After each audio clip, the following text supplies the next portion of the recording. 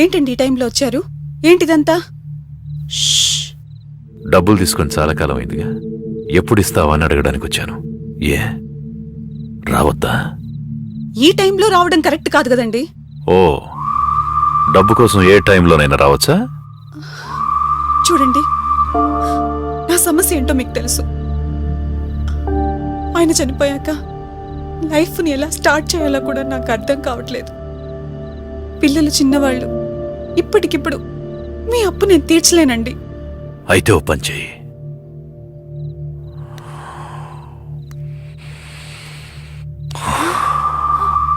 బాకీ తీర్చలేనప్పుడు నీ మీద మోసపడ్డ నా కోరిక తీర్చు. ఛీ! ఊరికి పెద్ద మనిషివని ఇంతవరకు నీకు మర్యాద ఇచ్చాను. ఎక్కువ మాట్లాడావంటే అందరినీ పిలిచి గోల చేస్తాను. పో బయటికి.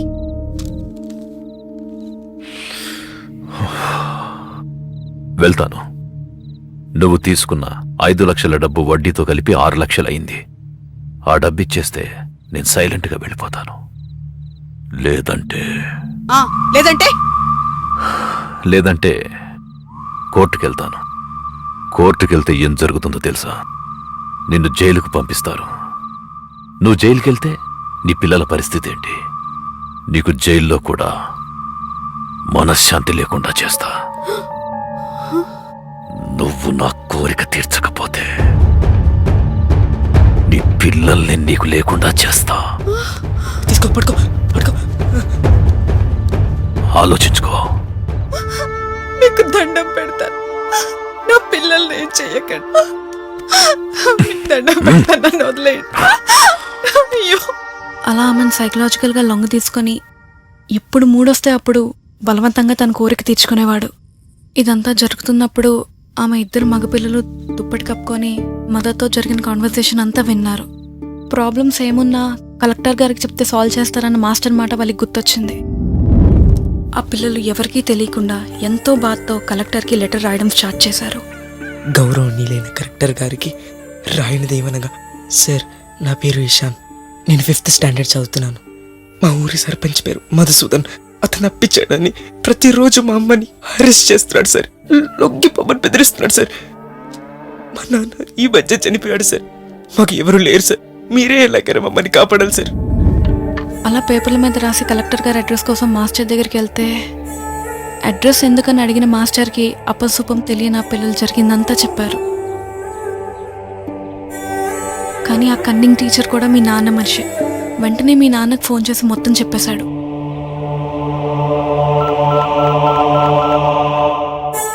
హలో, చెప్పు.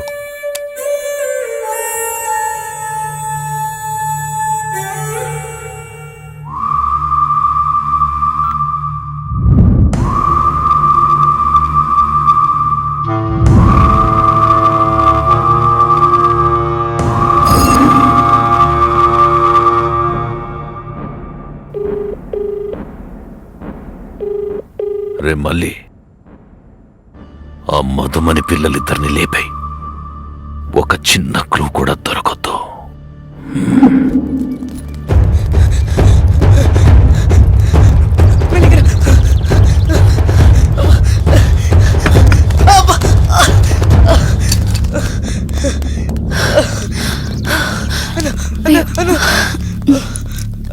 ఏం కాలేదు కదా?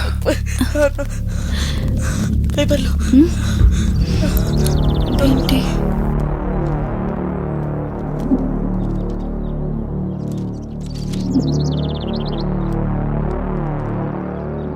ఇదంతా నేనే మీ నాన్న గురించి కలెక్టర్ గారికి లెటర్ రాస్తున్నాను. మా అమ్మకి ఎక్కువ వడ్డీకి డబ్బులు ఇచ్చాడు. ఆ అంకుతో మా అమ్మని లొంగిపోమని హింసిస్తున్నాడు. ప్రతిరోజు రాత్రి మా ఇంటికి వచ్చి బెదిరిస్తున్నాడు. లేకపోతే అంత చూస్తా అంటున్నాడు. మా తమ్ముడిని, నన్ను, మా అమ్మని చంపేస్తాడని భయం వేస్తుంది. మీ నాన్న గురించి నీకు ఎలా చెప్పాలో తెలియక నేను సఫర్ అవుతున్న టైంలో యాక్సిడెంటల్గా నీకు మొత్తం తెలిసింది. అప్పుడు నేను కూడా ధైర్యం తెచ్చుకొని మీ నాన్నకు తెలియకుండా ఫాలో అయ్యి షూట్ చేసిందంతా నీకు చూపించాను.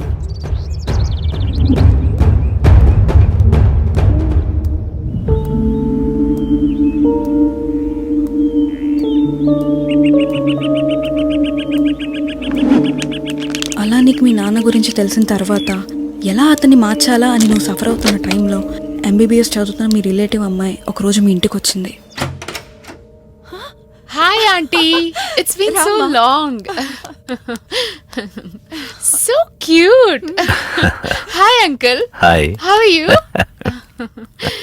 ఎలా ఉన్నావు? Fine, Uncle. Thank you.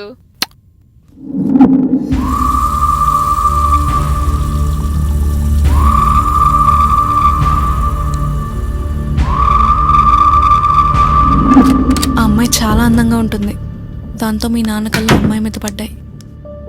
అది మీ అమ్మ గమనించింది.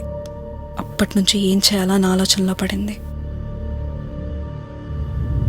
కరెక్ట్గా అదే వీక్లో ఒక రోజు రాత్రి మీ నాన్న మోసం చేసి బలవంతంగా లోపరుచుకున్న సుజాత ఇంటికి వెళ్ళాడు. మీ నాన్న బయటికి వెళ్ళాడని కన్ఫర్మ్ చేసుకున్న మీ అమ్మ ఆ ఎంబీబీఎస్ అమ్మాయిని సుధాకర్ నాయుడు సహాయంతో ఊరు దాటించాలని చూసింది. ఏయ్,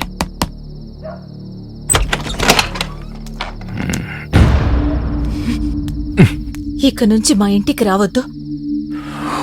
ఏ? నువ్వు నన్ను మోసం చేస్తున్నావు. నాకంతా తెలిసిపోయింది. అంతా తెలిసిపోయిందా? సో నా డబ్బు సంగతి ఏంటి? ఎప్పుడు ఇస్తావు? తిరిగిస్తాను. నా దగ్గర తీసుకున్న దాని సంగతి ఏంటి? తిరిగిస్తావా? దానికి వాల్యూ కట్టిస్తావా? మోసుకుని ఇక్కడి నుంచి వెళ్ళు, లేకపోతే పోలీస్ కంప్లైంట్ ఇస్తాను. వెళ్ళు. Get out.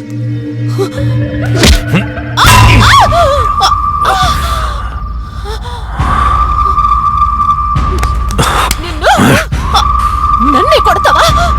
కొట్టడం కాదే, చంపి పోగులు పెడతా.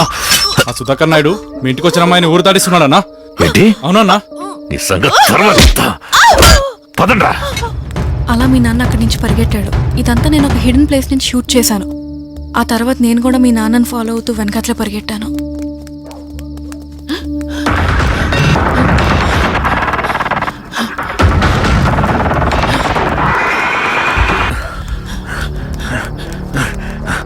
రేయ్, మీరు అటెళ్ళు చూడండి.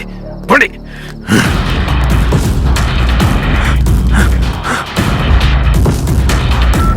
హలో విఘ్నేష్, నేను అమిక్ష. మీ నాన్న ఆయన మనుషులు నా వెంట పడుతున్నారు. I'm very skate. ప్లీజ్, నువ్వు ఎక్కడున్నావు? నేను ఎక్కడున్నానో నాకు తెలీదు. నా పక్కన అంకుల్ ఉన్నారు, మాట్లాడు. మాట్లాడండి. ఒరే విఘ్నేష్ అంకుల్, నేను రా సుధాకర్ అంకుల్ని. చెప్పండి అంకుల్. మీ నాన్న ఈ అమ్మాయిని ఏదో ఒకటి చేసేదాకా వదిలేటట్లేడు రా. ఎలాగైనా ఈ అమ్మాయిని కాపాడాలి. అలాగే అంకుల్. నువ్వు ఎక్కడున్నావు? నేను పోల్ట్రీ ఫామ్ లో ఉన్నాను అంకుల్. మీరు ఎక్కడున్నారు? నేను గ్రామ పంచాయతీ విధిలో ఉన్నాను రా. వెంటనే మిక్షన్ తీసుకుని పోల్ట్రీ ఫామ్ కి వచ్చాను అంకుల్. ఓకే.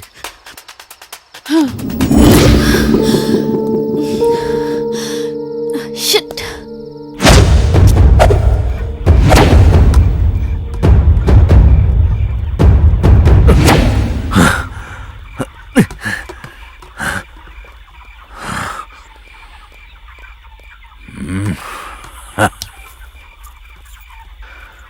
ఇక్కడికి వచ్చి దాక్కుంటే నా నుంచి తప్పించుకోగలం అనుకున్నారా?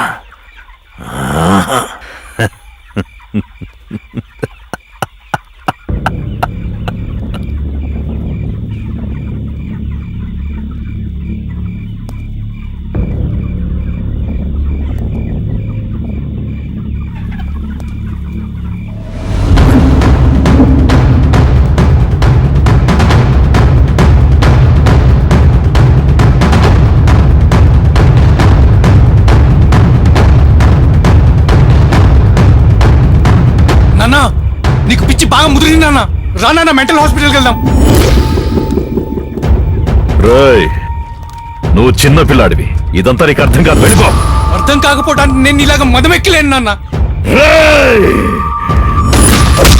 మదమెక్కిందా? ఎవరికిరా మదమెక్కింది? ఎవరికిరా మదమెక్కింది? నాన్న, తను మన ఇంటికి వచ్చిన అతిథి నాన్న. తన్ని కూడా వదలవా? వరుసకి నీకు కూతురు లాంటిది నాన్న. వరసకే కదా నా కూతురు. నా కన్న కూతురు అయితే కాదు కదా. నేనొక్కసారి మనసు పడ్డానంటే దాని అమ్మైనా అనుభవించి తీరాల్సి.